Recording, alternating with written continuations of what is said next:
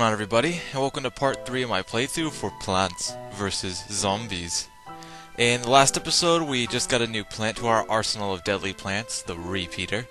And in this episode, I've actually got to let you guys all know this is my third time playing up to this point and re-recording this because I'm not sure. The first two episodes I had no problem, but I'm kind of new to PC recording and using my screen recorder and everything, and not being able to see the preview of what I'm recording all the time. So I guess my what I used to record my audio, me talking, has failed to record 3 times now, all the way through. So that's really unfortunate. But I'm trying a different sound recorder. Actually, I've built in one of my PC that I think will work better, but just as well quality. So let's hope so, right? Alright, wasting no time, because this is my, third time doing this. Let's put that back. Take out the repeater. So basically, I know exactly what's going to happen, but no. I mean, I was like, I'll be okay playing through the game one time and then playing through it again. But, jeez.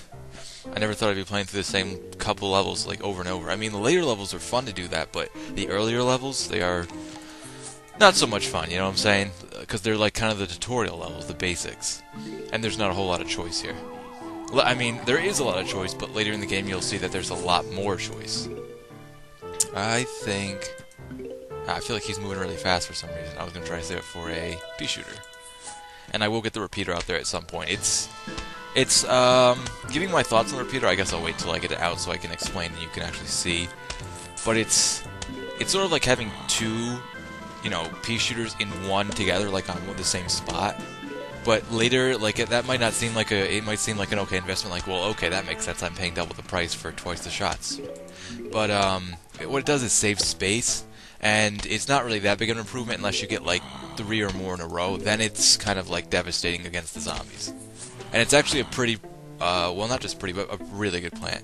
And if you feel ballsy enough, you can not stock any more, normal pea shooters and just stock repeaters. If you think you can pull it off, which if you can in the long run, it'll help you out a lot, but in the short term, if you can't actually pull it off successfully, it'll get you killed. So it's kind of up to you. Personally, I like to stay with the safe route, but you might see me do this later on, or at least in mini-games, I usually take I try to be a little bit ballsier. Man, they are all coming at the weirdest angles, and, the worst thing about, recording yourself 3 times, and I've only ever done that, when I'm playing normal games, any other game. I think I messed up doing that once on Harvest Moon, and I think I messed up once in Resident Evil doing that. But I can't totally remember. But, the worst part about doing that is, every time I ever messed up talking, talking, playing the game, I was saying some pretty interesting things. And I wouldn't say I'm the most interesting person, but I was saying some pretty interesting thought things that I tried to repeat more than once, and now I just don't feel like doing it because it's probably God's way of telling me, hey, I don't want you to talk about this stuff. I can't let you be interesting. And actually, I also tried to up the frame rate for my my screen recording device, which, if you're wondering, I use Camtasia Studios. And yes, I'm aware there are things out there like Fraps, which a lot of people use, and he's not going to die. Fraps and, what's the other one? And I used to use it too. Oh, Hypercam. But I didn't really like Hypercam too much, even if it was, it's a good starting out one. I think Camtasia's kind of in between Fraps and Hypercam. Man, he's not going to stop either. Alright, this is my chance to show the repeater. So the repeater fires 2 at once. For every 1 that a pea shooter would fire, he fires 2. And he looks kind of cool. But, no, okay. But yeah, right now it just kind of seems like, okay, you're just confining space, and in later levels you'll actually need more space, but really it's not just 1 on the field, isn't that big of an improvement. Once you get 2 or 3, then it's kind of then they get rained upon. Let's throw another one out here, because I can. Yeah, look, this guy, he's not going to make it, because he's getting hit with 3 now, which is usually more than I'd have if I had 2, or even, 3 there'd be maximum, but it's also a difference of, maybe you seem like, oh, well, isn't it just better to have 3 of these? Well, yeah, it'd be doing the same damage, but if a zombie got right here, he'd already be eating the one here, you know what I mean? But what if I had to stop him and I stopped him, right there? You know what I'm saying? Having it further back, less space means less plants get eaten. But yeah, it is a bigger money investment, so you gotta consider that. Oh, we're only at the halfway point. I'm gonna save the cherry bomb for Dan just to wrap up things quickly. Yeah, he's gonna stop them. Why not throw you out here? Back him up with that. Put another one of these here. Man, I have a ton of sun. They'll be able to stop him. I'm gonna throw that out there. Oh no, oh man. I'm gonna throw another one up here. Now we're talking. This guy's gonna get obliterated. Let's see. Yeah, I couldn't save him, but yeah, dead. I don't even have to worry about that top row anymore. I probably could another. No, I'll wait till I get a repeater. Yeah. Take him out! Take him out! Yeah, no head. But yeah, I was also talking. What was I talking about? I don't know, some weird stuff. I don't even remember. I shouldn't have let him get eaten, but I did. Just so I didn't care that much. On the bright side, I had blueberry coffee, right? Yeah, I ate way too much yesterday. Normally I wouldn't eat that much, but it was like my birthday, so I had a ton of stuff, like grinder, a really good grinder, really good cheesecake. I mean, like really good cheesecake. Very good pizza, and like a ton of other stuff like cookies, and it was stupid to eat that much, but I did, and it was worth it, kinda. But yeah, now I just have blueberry coffee, which is really good actually, because I haven't had blueberry coffee in a long time. That's what I used to do. I'm missing Harvest Moon more and more that I'm playing like these games, because I actually do really want to get back to it. But oh man, I used to wake up back in the earlier Harvest Moons. I used to wake up and always have blueberry coffee and then play Harvest Moon. It was the best. I know that's the weird thing to be talking about for Plants vs. Zombies, but like I said, I kept trying to talk about the same topic in each of the videos that I had to re-record, and it kept dying each time, so that's God's way of sending me, like, a message. And I am set. Yeah, just kill him. I'm gonna set up 2 more of these, it'll be totally set. Throw another one of these out here. Thank you. Yep. I'm gonna back these guys up with that. Get 2 more pieces of sun. Come on, 1 more. 1 more, guys. Thank you. The sunflowers always look so happy, don't they? And kaboom. And then we just finish off the top row. Ooh, yeah. Who are we? We're awesome. Okay. No, look at this. That's not a plant. I wonder what it could say.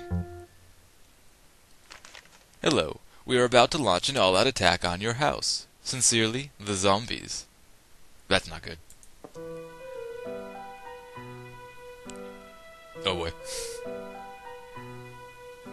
And we get to one of my favorite sections of each level in every game. Okay, I just want you to stop for a second and appreciate the music here, so I won't be talking for a few seconds.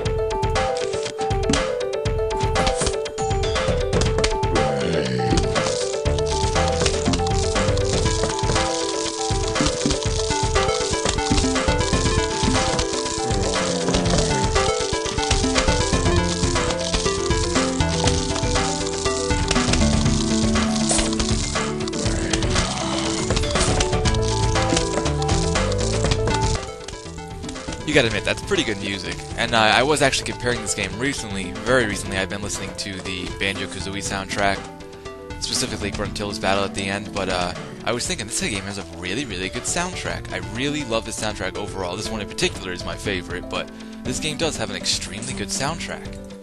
And this part especially.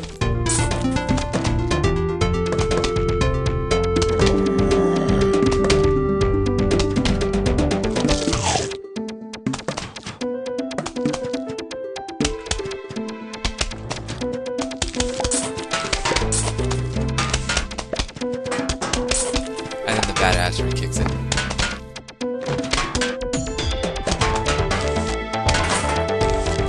Come on, you gotta admit, that's some good music. Now, honestly, if anyone was to ever ask me, oh, like, hey, what kind of music do you listen to? Do you listen to rock, do you listen to rap, or country, or... I'd be like, I listen to video game music. And then they'd be like, oh, okay, you're weird. But no, really, like, someone else, I'm sure, it's becoming more and more predominant that people, I mean, you know, they hear old soundtracks of video games like, oh, that was such a good song, but there is actually video game music now, like music based around video games, using video game music to, like, add lyrics or then, like, take lyrics and add video game music to it, that kind of thing. And I think that's really awesome. But, yeah, I mean, personally, I do listen to, like, anything at all. Like, any kind of music, I listen to any genre. You name it, I will listen to it. I don't listen to every single song in the band, but I listen to any kind of genre for sure. But, oh god, that's what I get for morning recordings. Should be drinking my coffee, but I can't, right? Gotta do the commentary. Everyone loves the commentary. And, like I was saying, I don't know how to explain it. It's just like regular music, but it doesn't fall into any other kind of genre except video game. And I've always been a big fan of video game music, especially since Legend of Zelda, I think, but like I was saying, Banjo-Kazooie, also an extremely good, like, I haven't played a game, like done a playthrough in a game yet where I can say, where you're gonna hear me, like, nerdgasm over the music, you know what I mean? Like, I haven't played a game like that yet. I've played a few games where I'm like, oh, the soundtrack of this game is good, but it's not, like, nerdgasm worthy, you know what I'm saying? Let's try 3 of these here, why not? Back these guys up a little bit. Put in one of these here. And that. Now we got a good defense. And we got cherry bombs. Boom! I know that was kind of a waste, but oh well. But, I was just thinking, like, this game, I'm not sure this game falls into my top 10, but it definitely gets recognition for me. That's pretty impressive. Most games I play do have good soundtracks, but something I've always noticed is, even if a game like let's say a game that's really renowned, like, I don't even know, like Call of Duty, it wouldn't, even if the gameplay was better itself, if a game like Battlefield, and I'm making this up because I've never really played Battlefield, but let's say Battlefield had a better soundtrack, Battlefield would win the vote for me, because it had a better soundtrack. And some people and developers will be like, well, that's just the soundtrack and stuff, it doesn't matter really. And like, yeah, I guess if you're deaf and you don't like to play a game with sound, maybe, like, I don't know. It's kind of like, it's one of my senses that I would not take for granted. I mean, obviously seeing is very important, but I think sound is even more important. Just personally.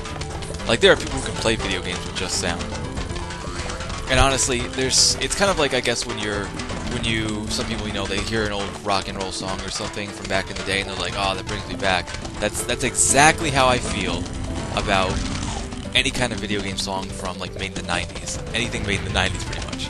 Especially, Legend of Zelda, Ocarina of Time, Majora's Mask, even The Wind Waker. I could just name a ton that really have good soundtracks. Paper Mario. These are all games that fall into my top 10 that have extremely good soundtracks. Even games like Fear and Dead Space, both were horror games that, well, Fear 3 recently came out, but Fear was actually an ongoing thing, but yeah, they have really good soundtracks, and actually Alan Wake that I'm playing right now doesn't fall into my top 10, but still really good. No doubt, it's a really good soundtrack. Oh, Deadly Premonition, especially, was a game I recently played, and has actually bumped its way in my top 10. I'm not sure exactly what it bumped out, you know what I mean? I don't really keep track on these things, but Deadly Premonition would have to fall into my top 10, no doubt. Boom! Yeah! Oh yeah! Who's gonna stop us now, zombies? What you got? Nothing. And we get a new shroom. And my cat is staring at me. You got a new plant. Technically it's a shroom. But, yeah. Shrooms, short, close range, like little teeny sprouts that actually do a decent amount of damage to zombies. And I know what you're thinking. You're like, what? Zero Sun? Oh, this is awesome. I'm going to spam the shit out of this. And yes, we are. But there's a catch. Of course there is. What's going on here? Evening Cypher. Those zombies just won't let up, will they? You'll notice that fighting zombies at night is different than the day. For one, you won't get any sun falling from the sky. You can still get sun from sunflowers, though. And lucky for you, you got yourself some puff shrooms. Plant as many of those as you can and you'll be A-O good. Yeah. So basically, puff shrooms are going to be our new main at night. You see how we're starting a new row here?